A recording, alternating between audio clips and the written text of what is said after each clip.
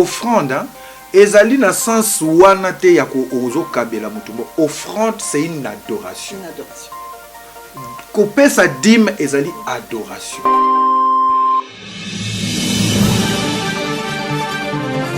Parce que à l'heure d'aujourd'hui, na ba église alelo, pasteur nyo surtout ate yaka offrande na dîme. En plus yo utu lo baker mondimi akoya nae asali offrande nae sans pouvoir donner.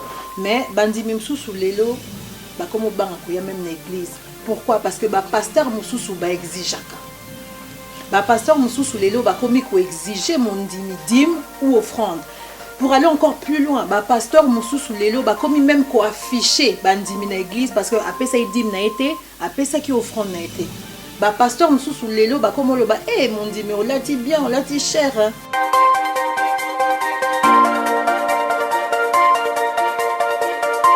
Moni biso souvent ce qui ngai na pesu eloko nazo satan en retour yo salanga bola moko bien o la satan reconnaissance moko. Or Bible ezo senga biso ke tango zo pesa cause la reconnaissance te n'est pas utile parce que pas nzambe tango zo perdre ndozo gagner.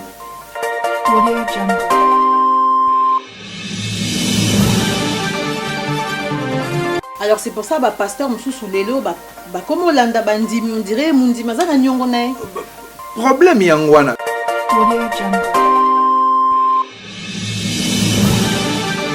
Kolona keseni balobi kolele keseni kolele keseni www.visionnews.tv balobi .com na suka fezalaka visionnews.tv.com abonnez-vous balobi Edgar Mokonzi binga mampagne nyonso belandandi na chaîne landi balobi mikolo defate Mokonzi kanga bango na image. Bonjour à tous, bienvenue sur visionnews.tv.com. Je suis votre présentatrice Julie Time dans votre émission 100% sociale. Aujourd'hui, nous avons comme thème les dîmes et les offrandes. Et bien sûr, nous avons notre invité sur le plateau. Aujourd'hui, nous allons recevoir un homme que vous connaissez bien, que vous connaissez aussi, que vous appréciez beaucoup. C'est le pasteur Francky Kongolo. Bonjour, pasteur Francky Kongolo. Bonjour, sœur Judith, je voulais dire. Ça finit par Dite. Pasteur Kongolo, merci beaucoup d'avoir accepté l'invitation sur le plateau de visionnews.tv.com. Thème Nabiso Alelo Eza, Badim Naba offrande. Pasteur Kongolo, Eza thème moko vraiment très très capital. Parce qu'à l'heure d'aujourd'hui, Naba Église Nabiso Tozo et Basoudé, si on doit donner, si on ne doit pas donner. Le public a besoin de savoir. Première question Nanga Eza, est-ce que Dim Eza bénéfique pour Nanan, pour un pasteur ou pour un Nzambe? Question wana na ko répondre en mbala moko na verset biblique. Verset biblique en to yebi en biso so, to tanga kango biso nyos. Mais verset biblique eza la ba volet et belé. Et na linga ki to tanga ngo na Malachie chapitre 3 à partir à verset 9. Bible ezolo bana biso. Vous êtes frappés par la malédiction et vous me trompez. La nation tout entière. Apportez à la maison du trésor toutes les dîmes, afin qu'il y ait de la nourriture dans ma maison. Mettez-moi de la sorte à l'épreuve, dit l'Éternel des armées, et vous verrez si je n'ouvre pas pour vous les écluses des cieux, si je ne répands pas sur vous la bénédiction en abondance. Pour vous, je menacerai celui qui dévore, et il ne vous détruira pas les fruits de la terre, et la vigne ne sera pas stérile dans vos campagnes, dit l'Éternel. Donc, tout le monde a bénéfice de partout. Alobi, boya na ba dîme na ba offrande dans la maison de l'Éternel. Tout balobi bien dans la maison de l'Éternel, afin qu'il ne manque de rien dans ma maison. Donc Nzambe alingi eloko ezanga te na kati ya ndako na ye. Po eloko ezanga te na kati ya ndako na ye, azoloba te ke ngai nde mutu na koya komema biloko na kati ya ndako na nga. Me bino boya na biloko na kati ya ndako na nga po eloko ezanga te. nsima nango alobi botala soki ngai nakopambola bino te. Alors pasteur, si je comprends bien, Oui.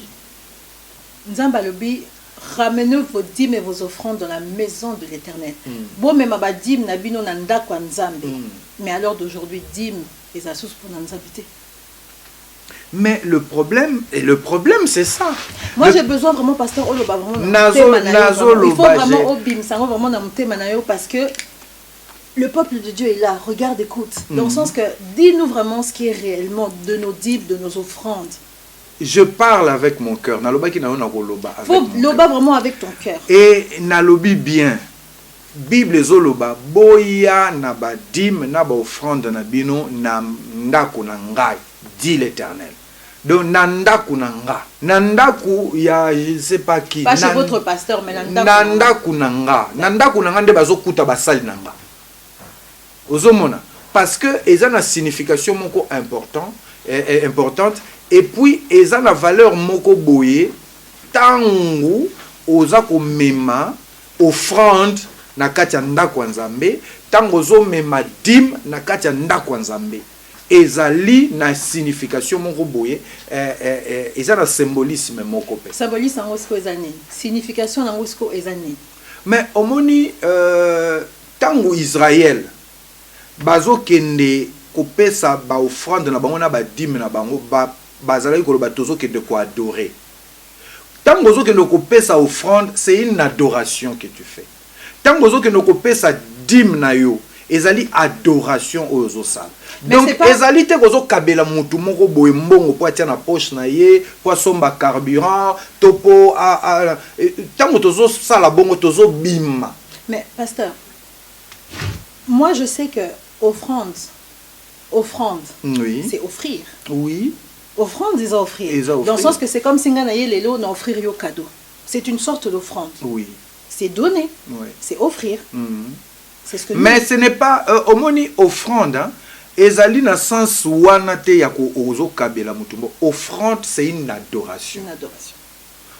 Couper sa dîme ezali adoration. Alors pourquoi ne pas adorer seulement avec nos voix? Quand on chante, tozo adorer na banzembo na biso. Alors pourquoi maintenant il commis quoi adorer pena? Parce que et comité ezalaki. Omoni adoration Paul Azoloba, offrez vos corps comme un sacrifice. C'est cela pour vous une adoration où ils sont censés. Hein? Pour la métropole, tout en rapidement, dans Romains chapitre 12. Romains chapitre 12. Je vous exhorte donc, frères, à partir du premier verset, par les compassions de Dieu, à offrir vos corps comme un sacrifice vivant, saint, agréable à Dieu, ce qui sera de votre part un culte raisonnable. Quand tu offres, tu fais un culte à Dieu. Donc, or, quand on parle de culte, on parle d'adoration. Mais offrir, c'est pas forcément de l'argent alors. Non, donc, c'est-à-dire quoi? Parce que même la Bible est en train de le dire, offrez votre corps, dans le sens que nous-mêmes, bisomoko en tant que tout ça offrande. Mais oui, tozali c'est pas seulement l'argent. Ezali pas seulement l'argent, mais quand nous offrons à Dieu, tozo ça la culte moko vis-à-vis de Dieu, mais culte na tozo ça lango nos corps, nos biens et tout ce qui est à nous. Ozomona parce que nyonso biso toza nango na biso moko toza ya nzambe. Donc yangwana na tango moko boye, il faut tozonga ke pa nzambe. Na o biso toza nango to kende ko sala adoration. Or tango yoza ko offrir, ezalo na biloko no peza ko adorer. O yoza ngo bozwi na yo, eza pe ko kuma melanzambe. Ndaku na yo zo ngumba melanzambe. Yo moko mutu corps na yo ezo gumba melanzambe. Or corps wana il faut battre lango pourtant gozo ko pesa sacrifice et la sacrifice moko désagréable était vis-à-vis d'ensemble. Il fait un sacrifice moko agréable. Mais pasteur, siko soki siko mondimi azana moté. Awo gumba maté. Awo adorer nzambe te. Parce que bandimi msous baya apé na église bazana eloko moko en poche. Baya apé baye pe basengi nzambe a pesanga ponga pe na pesa au prochainement. Mais bamsous baya sans rien. Bango ndesko ba osambela te. quoi adorete nalobi te ke mutu soki azangi mbongo akoadore te parce que tozoloba besoin na corps na yo mpe eza donc adoration ezali mpe nzoto ya yo ozwa koadore nango nzambe donc c'est-à-dire mais okoki kosubstitue corps na yo na babien na yo te ozomona corps na yo mpe esengeli e adore bozwi na yo mpe esengi adore nzambe mpe na bozwi na yo ozomona mais sikoyo soki mutu azangi bazo exige te omoni na ntango aka na Israël bazali kosala système soki mutu akoki koya na nyama te bazotia ye ata na pigeon donc c'est-à-dire que ata na moke oyo oza nango eza pasteur mutu akooblige yo te mais yo comprendre que ezali loi omoni nga neti ngai na église nateyaka te makambo ya dîme na offrande année mobile. Alors je pense, pasteur, que tu dois être peut-être un des seuls. Parce qu'à l'heure d'aujourd'hui, dans l'église à l'élo, pasteur nous surtout a été offrande na dîme. En plus, yo ou tu le backer, mon dimi, à quoi y a naé, à saluer offrande naé sans pouvoir donner. Mais bandimi sous l'élo, bah comme au banc, il y a même une église. Pourquoi? Parce que bah pasteur moussou bah exigeaka. Bah pasteur moussou l'élo, bah comme il exiger mon dimi dîme ou offrande. Pour aller encore plus loin, bah pasteur Moussou sous l'élo, bah comme il même quoi affiché bandimi na église parce que après ça il dit n'a été, après ça qui offrande n'a été. Bah pasteur Moussou sous l'élo, bah comme on le bah mon dimi on l'a dit bien, on l'a dit cher. Hein? Est-ce que oh ils ont un comportement normal que pasteur a quoi affiché na église? Au moni li kamwana ndengo lobi ke bandimi ba koma ko kima église pour ndenge ba pasteur bazo pousser bango na komema soko za nango te tout ça. Mais moi je pourrais aussi dire que de l'autre côté aussi ba pasteur est belé ba lingi pe susu kolobela makambo bango te parce que bandimi ba komi trop sensible dans ce qui concerne l'argent. Vous comprenez tellement ba komi sensible mais dans tout ça c'est l'église qui souffre. C'est l'église qui souffre. Et moi je pense que c'est un piège. C'est un piège, il y a un ennemi pour combattre l'église. Dans le sens ni pasteur a koki sous koye bisabino teke ko pesa ezali pamboli. Parce que soka yebisi bino pasteur a comme la ba posa mbongo. Mais si ko so ki pa yebisi bino te. Donc c'est un évangile il faut ba bomba o ba koko lobate na évangile oyebi ke makambo mbongo est comme sujet tabou na église na église mususu parce que soki kaka bolobi omonita mususu na église parce que tolobi likambo ma maison tango nzamba zo lobato pesa c'est pour alobi bien c'est pour qu'il ne manque de rien dans ma maison c'est-à-dire quoi c'est pour que sa maison s'organise de telle manière que na kati ya ndako na ye bakuta nyonso omoni parce que na tango akala ba veuve na ba orphelin na ba étranger bazalaki ko vivre na mbongo wana soki mbongo soki ba bien wana ezalaki ko kota na temple ozomona et non seulement bango na ba lévite na ba sacrificateur bango nyonso bazalaki ko vivre wana donc c'est-à-dire na pasteur na chantre na donc na moi sur akufeli mobali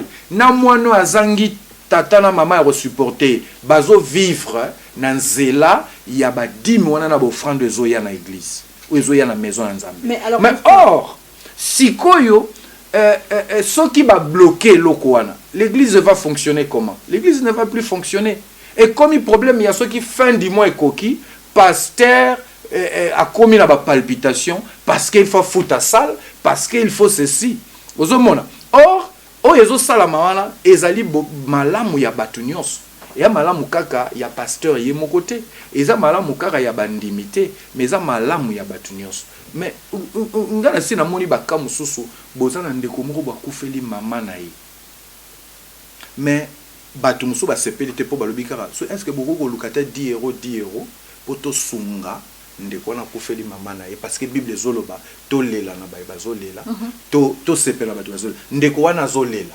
akufeli mama ta mususu yende mutu azali vraiment likonzi donc bazotala ndeye est-ce que so to sangisi ata moi 10 euros tokoki kosunga ndeko wana omoni bato elongi ebebi.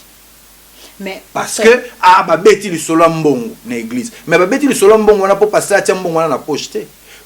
Ndeko wana akufeli lobi mpe yo mpo okufela ozomona bakoki mpe kosunga yo ozomona. Mais nyonso wana eza nini? Donc c'est-à-dire que ekomi na point moko je te dis que koloba lisolo ya mbongo te. Soko lobi kaka lisolo ya mbongo eza problème. Mais c'est vrai que de l'autre côté, moi j'ai vu ça. Na bandimi oyo bakoki kosala pona que fonctionnement ya église ezala bien. Les gens ont du mal à donner, mais ba recevoir kaka apôtre moko to bishop moko autaki quelque part aye nde place okomona ke bato na bazala na mbongo mais après là maintenant au le bailo moko très très très capital que dans le sens que les lots sujet mbongo est commis pas si na église. Mais pourquoi en fait? Parce que les lots bato ba comme banga repesa mbongo. Pourquoi? Parce que beaucoup de gens travaillent l'argent. C'est pour ça qu'à l'heure d'aujourd'hui beaucoup bato belé ba commis se retenir ya travail l'argent. Ça veut dire travail l'argent dans le sens que mutako zombo on a eu un peu travailler ngo ameme on pe na oui aux amons ensemble. C'est vrai aux amons ensemble, c'est-à-dire que eloko ya yo oyo pesi na motema ya bonzambe mutako ko mutako sala ngo eloko te. Omoni nzambe omoni ezala mateya mususu tambola kitango zo pesa mutu yeba état d'âme na ye po yebite so osani. Alors toujours prier pour ça. Mais na lobby tango nzambe azolobake omoni mutu aza na pasi pesa ye omoni mutu na balabala kutu Bartimée azaki mutu azofa na balabala ozoma mais mususu bakosa bolamu mais ezongela bango pe mabe te malamu ezongaka malamu na bonzambe malamu ezongaka malamu ta mususu omoni biso souvent soki ngai na pesi eloko nazo satan na retour yo salanga bolamu moko bien o la satan reconnaissance moko. Or Bible ezo senga biso ki tango zo pesa cause la reconnaissance te n'est pas utile parce que pas nzambe tango zo perdre ndozo gagner.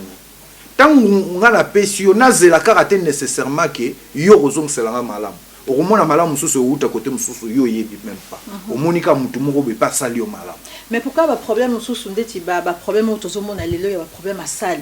Point ni et cause un peu sujet moko te que pasteur peut a bombiango pe. Dans le sens que na ba église mususu mondimi aye pour la première fois na église, allez directement ba comme beta masolo ça les futamité. Retard ya salle il y a 2-3 mois. Dans le sens que mondimi o akoya pour la première fois lo ba mais église o ndene.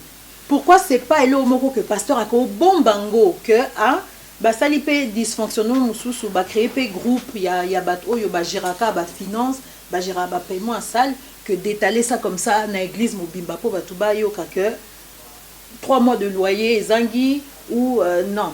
Pourquoi? Ya wana na lobby omoni likambona ya mbongo et cause à la problème te. Mais il y a problème dans l'église. Mais est-ce que oyebi que ceux qui sont dans l'association des anciens d'eux et que il faut tout ça la réunion quelque part et qu'il faut tout foutre à ça là pour tout ça la réunion il y a ba anciens d'eux. Toroluka 4 personnes karaté to kende en aparté pour tout ça la mambo foutre à ça. On va intéresser tout le monde. Mais des fois, l'association, on a pendant 1 mois, 2 mois et fonctionnait bien. Allez, 3e mois, il n'y a plus. 4e mois, il n'y a plus rien. Pourquoi les choses ne tiennent pas dans les églises? Quand on met des choses en place, pourquoi ça ne tient pas? Mais au moins, l'église, il y a un problème, il y a engagement. Vous avez un problème, il y a engagement. Ngana lobara toujours, ngai, na si na moi expérience moké na zanango, na comprendre nini, na comprendre que Nzambe tango institué dîme na offrande pour le fonctionnement de la maison na ayebi. Et que ceux qui na kati une église, mutu nyonso ayebi ko respecter dîme, ayebi ko respecter offrande. Torobanda robeta masolo ya mbongo na kati église te. Ozola nanga ma sœur. Torobeta masolo ya mbongo na kati église te. Ceux qui mutu nyonso ayebi ko respecter dîme na ayebi ko respecter offrande. C'est-à-dire nanga pasteur nazo respecter dîme. Nazo zwa dim na juste titre nango. Mondimi pe azo zwa dim na juste titre nango et na offrande. Tokobeta masolo ya nante. C'est-à-dire eza lokwa na ndako. Omwe na ndako na bino na ndako ya yo fandi bozala ba revenu. Ceux qui boyebi ko respecter ba revenu na bino na juste titre boyebi ke to futaka téléphone to futaka loyer, to futaka électricité, to futaka gaz, to salaka boy. Ce qui boye bieloko wana et que bozo vivre en fonction de ça. Bozo na problème te ya na fin du mois bokomi koluka bo defa mbongo po bo subvenir à mais ça peut arriver. Oyebi pona nini ezangaka parce que souvent to respectera faute de gérance. Tozo respecter et puis tozo lukato vivre au-dessus de nos moyens. Tant que yozo luko vivre même na église boko linga te bo vivre au-dessus de vos moyens. Bino bozali wana bozali muke mais bozo futa salle bolingo futa salle à 2000 € et à 3000 €. Orobanda ko belle la mikonios. Alors c'est pour ça ba pasteur mususu lelo ba comme Olanda bandimi on dirait mundima za nyongo na problème yangwana mais problème mususu pe ezali et kokoza la nombre bozali bokoki na bino ko futa pe salle sans que pasteur alobarango la fin du mois nyos. Mais faute d'engagement. Mais ce qui est comme on dit, mais il que fin du mois, il faut voyager, il faut na somba sapato, il faut na salaboué, il faut na salaboué. Alors t'as d'abord intérêt naé, on va un tolo ba peu vérité. On dit mais on t'a intérêt naé. Kasi ya mwana lo na zolo, bon na tangi Bible hein. To tangi Bible balobi ke kopé sa dîme na offrande et intérêt à mon dîme. Mais si ko mon dîme amoni ke wana les intérêt na été. Arosani maramususu.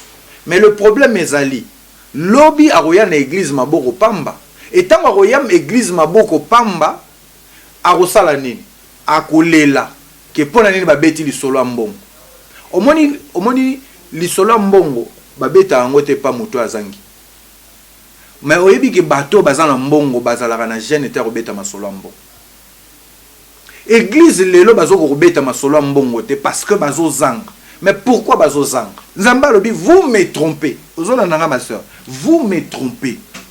En quoi? Betala, au monde na époque wana, Nzamba zoloba, vous me trompez. Bango balobi, en quoi nous te trompons? Parce que bazo yeba kutute que bazo tromper Nzamba. Ozomona.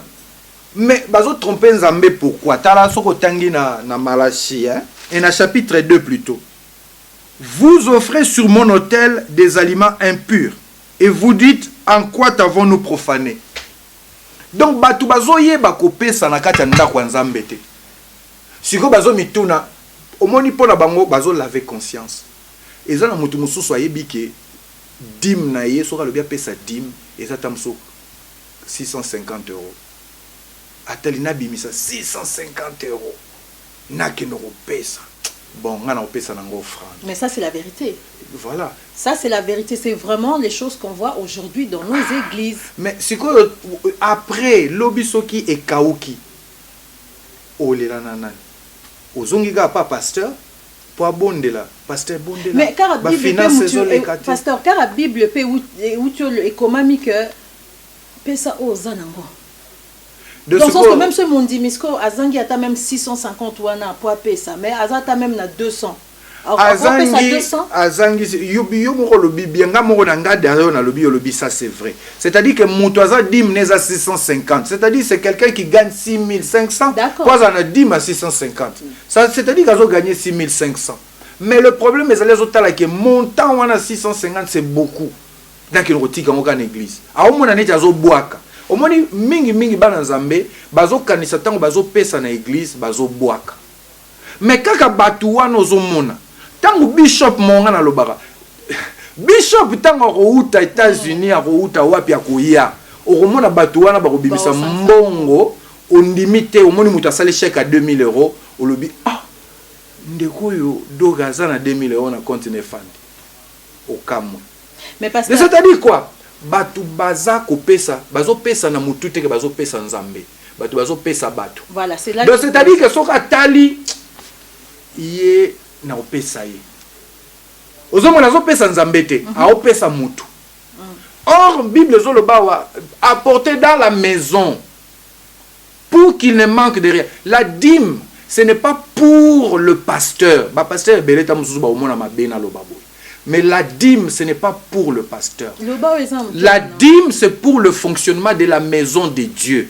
Et le pasteur est dans la maison de Dieu. C'est-à-dire que, na pasteur, na salle, na nini bazali bangonyo son compte ya maison de Dieu.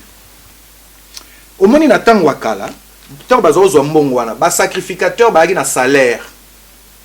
Ils avaient un salaire. Ba lévite bazalaki na salaire. Eza na débat moko boende ko moko afungolaki na bossa na débat na tende ko Tambwe Tchitch. Ça fait des années, plus de 20 ans na Congo, asalaki débat moko lobi pourquoi ba chantre bazo vendre sous son église. Débat wana en tout cas ezaki intéressant, batu bazo benga bazo loba. Ndeko moko lobi mais comment ba chantre bako ko fanda na église alors que tant au pasteur dimanche nous avons changé costume mais chantre azo repasser à sukoli chemise na butu pour repasser mon tongo pour l'attaquer de culte mais tant que ya ko benga ye ke kende côté mususu kuna soko yé to kopesa 100 € oyemba aotika na église aotika na église te akokende nde ba chantre ba kumobima na église or ba chantre il faut ba fanda na kati église et s'occuper na bango. Et il y a des églises qui ont les moyens de le faire, mais qui ne le font pas. Et pourquoi ils ne le font pas? Parce que dîme et bazo pesa dîme pas moutou. Mais à l'heure d'aujourd'hui, c'est ce qu'on voit. Oui. Comme là, tu as dit, mon dîme, ayebi qu'il faut payer ça 600, on va dire 650 € il y a dîme. Mais à ce moment-là, on te ma kilo pour payer ça parce qu'ayebi que tant qu'on paye ça dîme nae. Ça va même pas. Et aux ala kutu pona œuvre nzambete et aux ala pona yende des pasteurs.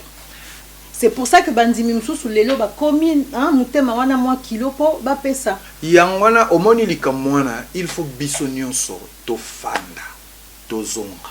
Parce que na ba église msusu lelo OK des fois même hein, OK na ba église il y a même pas de Bible. Qu'est-ce que vous faites? Il y a même pas de Bible. Ba qui type voilà. Dans le sens que l'instrument paie mon boulot. Vous faites quoi avec ça? Pourtant, c'est pour arranger l'œuvre de Dieu. Yangwana na lobi boy. Soko ke na église mususu soki ezangi, c'est parce que ba opesa te. Mais église mususu pe soko ke ezangi parce que bazo pesa mutu. Ozomona, yangwana lobaki tout à l'heure na lobi ke biso nyonso na biso batei. Na bana nzambe il faut tozwa dîme à sa juste valeur à sa juste mon dignité pasteur eza faute à mon dignité parce que mon dîme a pesi biso nyonso eza mutu o azwa a charge na iloko na mutu faut asala parce que mon dîme a pesi oh ya pesi mais bon autant mon dîme azo pesa te parce que ça na mon dîme azo pesa mais ça pe na mon dîme azo pesa te oui mais est-ce que mon dîme azo pesa te peut-être eza na ngote mais biso ce que tosolo ba mon dîme o azanango o apesaka apesi mais est-ce que mutu akozwa yende mutu fois ça lelo mutu donc omoni débat wana eza boye parce que ça mondimi mon côté type donc mondimi basé belé eza pene type na serviteur mon côté type ba serviteur basé belé serviteur oyo ayebi ke dim eza droit na ye ya poche na ye c'est-à-dire que ce que bo pesi offrande de bimi 120 €. Dîme bimi 1500 €. Dîme eza ya poche offrande de na église. Ozomona parce que dîme eza droit na ye. Wana pasteur mususu ayebi bon. Ozomona. Mais eza na ba misusu pe bandimi mususu pona bango dîme ezali eloko akopesa pasteur. Ayebi te ke dîme ezali ya église. Ozomona. Mais le problème c'est quoi ezani? Ce qui okutani na pasteur oyo azoyebisa bino ke dîme eza po na église mutu wana amoni neti balobi kopesa su dîme te tikala na dîme na mais souvent eza ndenge ce qui siko pasteur alobi ya kopesa nga dîme nga nazalaka na prière moko spéciale na osalelo opesa asalini ozo comprendre or nzambe azoloba nini boya nango na maison na nga boya nango na maison na nga totangaka par rapport à ce qui s'est fait dans la Bible. Na Bible tout le monde a dit que souverain sacrificateur azo zo ba dîme ya batu nyonso azo kende nango pa na ye. Mais ou sinon parce que dîme c'est pas forcément aussi l'argent. Ou sinon mon dîme akoya na cadeau na elamba na parfum akoya a pesipe. Cadeau ezelo mususu. Parfum eza offrande ko sala. Hein? Mais il faut qu'on y ait tant que vous pesa pasteur no cadeau ou pesi pasteur no cadeau il a aussi droit aza mutu ou pesa cadeau mais tant que vous ya na nda kwa nzambe il faut que ça la part des choses ozo ya na nda kwa nzambe ozo ya na nda kwa nzambe pona nzambe mais ozo pesa pasteur na yo eza o pesa pasteur na yo pe fois ça la part des choses ya koyeba ke o bazo ya na église eza pour l'église o bazo ya na ngo ba pesinga cadeau eza cadeau ozomona.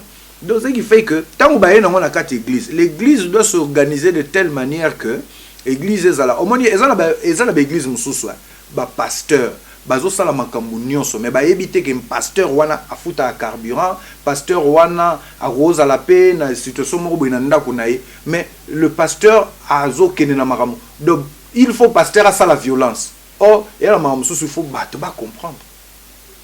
Bah alors si je pasteur à côté na voiture na ye. Vous pasteur à côté na voiture na ye bo bengi pasteur nazala ndeko mo za malade bo à côté na voiture na ye aketi na hôpital.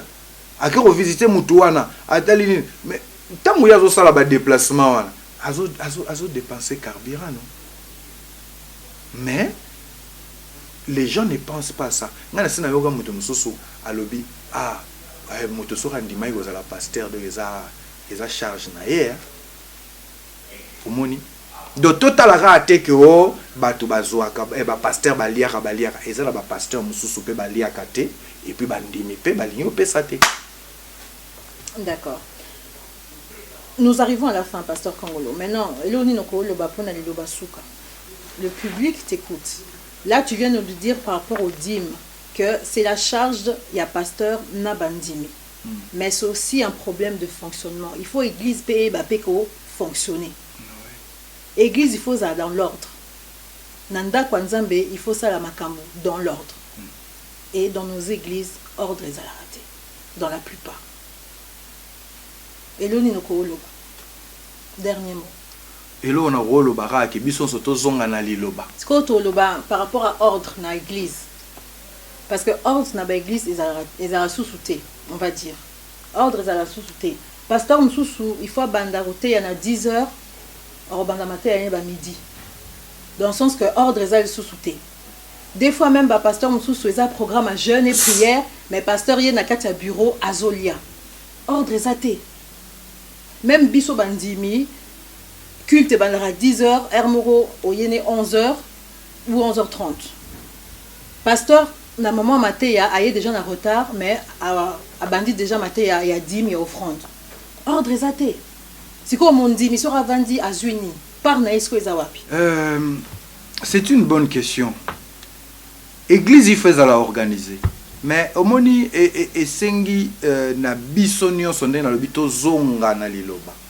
Tomona ndenge nini bato ya liboso bayaki bazalaki ko vivre. Omoni tokoyeba. Mais elo mususu to bosana teke na kati ya musala nzambe ba mercenaire pe baza. Toroy ko wanga na yango te. C'est un piège de penser que mutu nyonso soka lobi naza pasteur azaka pasteur. C'est un piège de penser que tozo monangwawa ba mususu ba komi ko bima na internet pour na roloba ko pendant tout ce temps que na bandai côté ya bino bolimbi sangai j'étais dans le faux. Après ça témoignage na tanga même kombo na Beni in aloba gini. Pendant tout ce temps o batu bazai ko landaye malgré ba maraminyo so batu bazai ko mona mutu morote batu belé ba o bazai ko landa wana ba ko comprendre que il était dans le faux. Il a fallu que Yemoka le bango. Et même quand la zoyo comme mutu mususu kutu, Yemoka zondi makazalaki dans le faux, mais mutu wana lobi, ata lobi bongo ngana ko croire karanaï. Mais est-ce que au béni temps à l'obaki yango ezaki dans le faux, na nenge azote ya ou na nenge comportement? Na tout. Parce que ba pasteur na biso lelo baza dans le faux, na niveau comportement. Na tout, béni in azalaki na tout. Béni in azalaki soki aye. À côté à terre à Sengimbongo à présenter bilo kazanango article na ye soki banini produits dérivés na ye tout ça et puis après accueilli mais bato belé babo landa mais bato balanda voilà pourquoi ya on azoba ke bana nzambe il faut pas fungola miso Bible zoloba si tu es conduit par un aveugle qui conduit un autre aveugle les deux tomberont sûrement dans un fossé et Jésus azoloba bon yo oyebi koza aveugle ozo se faire conduire par un autre aveugle même ce oyebi so koza siko voyant mais tant yo moni koza en face na aveugle okotika ya tambwisa yo bana nzambe il faut bazonga yango nazo mona photo zonga bana nzambe bazonga na ko bondela ngai je me dis que ndenge nga na koli na makamwa nzambe depuis nazalaki muke avant na koma pasteur je ne pouvais pas me faire conduire par n'importe qui. Parce que si on est lecteur de la Bible, on a muto sambelaka. Si quelqu'un est dans le faux, tu vois, batu mususu kutu ba sambelaka te, bazon mona. bato basambelaka te balobi ah pasteur wana ah ye pena so balobi ke akokota lola nga pe na kokota parce que bato wana air moko balinga ko s'aveugler balingi moi je me dis que eza bato balingi le sensationnel bato balingi banini tout ça tu vois donc soki bato basali soki muto asali bongo te il va pas être suivi ozomona il faut créer il faut ça là ba mais à l'heure d'aujourd'hui, à Pasteur Ebele, Bazo créer, vraiment créer. Hein. Il y a même plus de voilà. Frais. Mais si vous Bananzambe, ça l'attention. Il n'y a que des vrais, il n'y a que des Bananzambe, ça l'attention. Mais Bible Zoloba, qui loup, kota rapé na bergerie. Il y a des loups dans la bergerie. Maintenant que les brebis comprennent et que bakota na et ça ma solo, moni ma solo to solo là qui la fois passée sur internet. Yangwana pe derrière na carte il faut faire attention parce qu'il y a des loups na sima ya ba caméra mais conseil ni lelo ko pesa et pas ba pasteur na biso lelo certains pasteurs to lobi ba pasteur nyo surtout mais certains conseil ni ko pesa bango pona bat oyo baza vraiment totalement à côté mais conseil na ko pesa que lelo l'église ils ont un problème pourquoi parce que comportement moko boye et salamaki par rapport à mbongo discours moko boye ezalaki tenu par rapport à mbongo lelo ça bloque l'église ezo bloqué l'église mingi suite à ça bana nzambe mingi bakutani na baku bakutani na ba choc et bakomi na pasi ya kosala susu confiance na makambo mbongo na église et ce qui fait que église eza ko souffrir nango et comme même na ba milieu monsieur comme sujet tabou. Or, l'argent ne devrait pas être un sujet tabou puisque la Bible en parle. Mais à l'heure d'aujourd'hui, certains pasteurs dans l'église, le baka masolo à bénédiction. Ah, mon dit, mais si on peut singa au boye, on va bénédiction. Si on peut singa boye, on va bénédiction. C'est ce qu'on entend. Et ça, autozo yo kalelo dans l'église. Mais c'est ça, bénédiction zamba zo azolo bango. Zamba zoloba, ce que l'oni okoboka. Un bienfait n'est jamais perdu. Et ça bongo na makambo nzambe. Mais si le problème est ali tangu batu bazolo belango na but nini mutu soka zolo ba ke pesanga hein a telemi na cher pona ko loba pesanga nga soki naza mondimi na croire na été parce que soki nga naza na besoin ya oe osunganga naza pasteur na naza besoin sunganga na hotelema na cher te pona lobango tangu to robima na loba no ma sœur on a besoin il y a 200 € par exemple on a complété na faute à loyer puis ba pasteur musu soupé na ba église na biso lelo bazasu na secrété et là on surtout même mon dimi à cause d'un problème ayebisi pasteur a comme sango maté nae pourquoi tout le monde na ba église mon dimi bengi pasteur na eu problème on anda ku boemo pasteur a comme sango maté nae ya dimanche pourquoi oui ezali wana so c'est ça ce dilemme et dilemme pourquoi parce que Omoni, c'est vrai que les pasteur Oyo, bazoté ya bato, bazoboa ke la bato ba pique, toyo kiam. Mais de l'autre côté, il faut que bake, ma soeur. Soro, oza na problème na kati ya foyer na yo. Question eza makasi ya pasteur. Oui. Soro oza na problème na foyer na yo ya dispute. Est-ce que kanisi que oza yo moko na mokilo oza na problème ya dispute na kati ya foyer na yo? Soro oza na problème ya mbongo, ou bien problème ya musala. Okanisi que oza yo moko oza na problème ya musala. Soki oza na problème ya bana bazo yokela yo te na ndako okaso koza yo mo na problème na bana bazo yokela te de c'est-à-dire que problème oyo kokozwa ndeko pa koza nango ndeko pa koza nango ndeko pa koza or siko ekomi pasi na pasteur po ate ya ba sujet moko boy parce que na kati église na bato bakutami nango siko il faut pasteur ate ya makambo oyo et au concerner église na été donc il faut ben le luka makambo susu o ezo concerner église or aza sensate ya bato baza na kati église. Mais tout le pasteur soki par exemple na silisonon soki yo mwasi libala weekend nyonso zalaka no libanda siko pasteur akolo basusu makambo teke mwasi libala respecter libala na yo soka teibo abwakeli ngai de siko soki yo yibaka ou bien salaka ba chèque pasteur akolo basu likambo ba chèque te ou bien yaka ya muyibi na église te parce que soka lobby abwakeli bo siko bakozong sanani na banza or Bible zoloba boy. Wana David azoloba. Ta houlette et ton bâton me rassure. Houlette na bâton et ça instrument ya berger pour nous conduire peuple. Or c'est ça la parole. berger oulet na bateau musana oni bateau ezalaki tango azotambwisa ba brebis alors soki brebis moko alingi atenga make na nzela mosusu akokamata bateau abetie mwa mokebe pas po abomaye pas pour rendre malade mais pour azongise omoni liloba mosusu ekoza le suyo mais le plus important est-ce que bazozongisanga na nzela to baobimisanga na nzela. Mais après ils ont quand même secret pasteur Kalongo parce que tout à l'heure le dit que bandimi msusu cause a le même problème et tout basé belé basé même problème mais on qu'on appelle ça exemple moko il y a médecin à cause de patient ils ont à peu près bangonyo surtout la même maladie mais mutunyo surtout azana nzoto na le fonctionnement il y a nzoto mutu et fonctionne différemment dans le sens que médecin a opé ça patient na qui si pona ye pona mususu pona un tel mais aza na droit à secret médical secret médical dans le sens que à co divulguer problème ya muninga azate te oyebi avant toi patient sous sayaki azai dans tel non mais ba pasteur na biso lelo même ceux qui m'ont dit ba cause à la 10 na le même problème ya koloba écoute ndeko na uto bimaye pe pareil hein c'est ça le problème wana omoni wana ndeza problème mais ceux qui médecins lelo se retrouver na cadre ya émission moko na cadre conférence moko boye parce que azali na maîtrise il y a domaine moko il y a cancer tamsusu il y a nini abandi koloba non j'ai eu de cas na baka boye na traita ka mususu na zalaki nango ezalaki boye mais avec ce traitement na salaki boye akolo bango ce qui la personne concernée ayoki yango batangi kombo na été mais peut-être ba lobby ba pesi exemple wana pona ko aider batu mususu to pona ko fungola maele ozomona médecin il va pas citer des noms. Le pasteur n'est pas là pour citer des noms, mais l'expérience mususu, oh il y a ba prière, to il y a ba aide, il y a ba nini, et quoi qui aider peuple. Mais ba pasteur mususu ba citer ba Congo. Ceux qui voilà so ba so citer de mabe. Omoni Seigneur Jésus tango azalaki ko teya, azalaki ko utiliser toujours ba parabole. Azalaki ko utiliser toujours ba exemple il y a la vie courante. C'est-à-dire que muto ayo karabia ceux qui ba so pesa exemple il y a vie courante.